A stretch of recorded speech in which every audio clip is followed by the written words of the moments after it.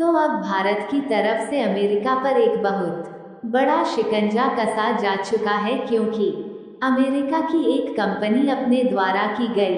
कुछ चंद गलतियों के कारण भारत के घेरे में बुरी तरीके से फंस चुकी है। हम बात कर रहे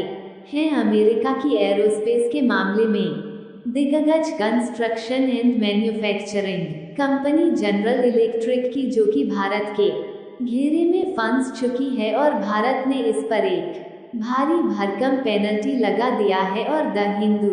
की इस रिपोर्ट में आप साफ साफ देख पाएंगे कि India invokes penalty clause against General Electric for engine delays for LCA mark. दरअसल पिछले कुछ सालों से Bharat made in India programme के तहत नए वेरिएंट वाले लाइट कॉम्बैट एयरक्राफ्ट को भारत में स्वदेशी तौर पर डेवलप किया जा रहा है, जिस पर भारत की हिंदुस्तान एरोनॉट लिमिटेड बाकी की कुछ कंपनियों की मदद से काम कर रही है। लेकिन इसमें उपयोग होने वाले इंजन का कॉन्ट्रैक्ट अमेरिकी कंपनी जनरल इलेक्ट्रिक को सौंपा गया था, क्योंकि अमेरिका की यह कंपनी एयरक्राफ्ट के इंजन बनाने में काफ़ी ज़्यादा माहिर है। हालांकि इस कंपनी ने कॉन्ट्रैक्ट तो ले लिया था, लेकिन तय की गई समय सीमा के अनुसार आज 18 महीने से भी ज़्यादा की देरी हो चुकी है, जिससे भारत में शुरू किए गए लाइट कॉम्बैट एयरक्राफ्ट बनाने का प्रोजेक्ट लगभग पिछले 2 सालों से लटका हुआ है। लेकिन अमेरिका की ये कंपनी अभी भी भारत को एक के बाद एक बहाने बता रही है, जिसके कारण भारत को मजबूरन अमेरिका की इस कंपनी के खिलाफ एक भारी भरकम पेनल्टी लगानी पड़ी है, जिससे अमेरिका को काफ़ी बड़ा झटका लग रहा है। पूरी डेवलपमेंट को विस्तार से समझेंगे और आपको ये भी बताने वाले हैं कि कौन सी पेनल्टी अमेरिकी कंपनी पर भारत के द्वारा लगाई गई है। लेकिन आगे बढ़ने से पहले इस वीडियो को लाइक करके चैनल को सब्सक्राइब जरूर कर लीजिए, क्योंकि यह आपके लिए तो 1 सेकंड का काम है, लेकिन इससे हमारी काफ़ी बड़ी मदद होती है। दरअसल डिफेंस इंडस्ट्री के मामले में हम काफ़ी हद तक आत्मनिर्भर हो चुके हैं, यहाँ तक कि भारत की कंपनियां खुद स्वदेशी टेक्नोलॉजी पर फाइटर जेट जैसे बड़े बड़े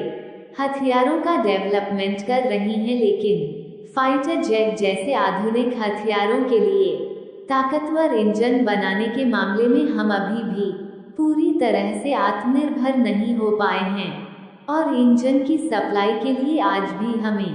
जर्मनी, अमेरिका और फ्रांस जैसे देशों की तरफ हाथ फैलाना पड़ता है। और इंजन के मामले में पूरी तरह से डिपेंडेंट होने के कारण ये देश इसका फ़ायदा अच्छे तरीके से उठाने लगते हैं। और साल 2024 की शुरुआत में जर्मनी ने बैटल टैंक्स में इस्तेमाल होने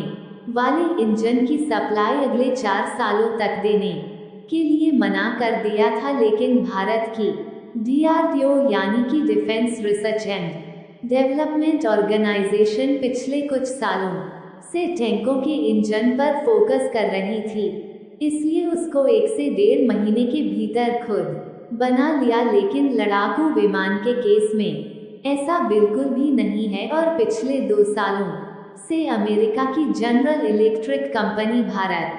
को बड़े अच्छे तरीके से नचा रही है। और इस रिपोर्ट में आप साफ साफ देख पाएंगे कि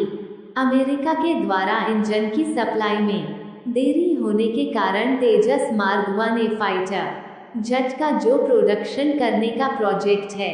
वह हाल्ट हो चुका है, यानी कि रुक चुका है। और इसका नेगेटिव प्रभाव हमारे भारतीय वायु सेना पर देखने को मिल रहा है। दरअसल भारत में 1983 के दशक में अपनी एयरफोर्स को मजबूत बनाने के लिए और लड़ाकू विमान के डेवलपमेंट में आत्मनिर्भर बनने के लिए तेजस परियोजना की शुरुआत की गई थी, क्योंकि उस समय हमारे पास जो रूस से खरीदे गए पूरा MiG-21 लड़ाकू विमान थे, उन्हें रिटायर करके उनकी जगह पर हल्के और नए लड़ाकू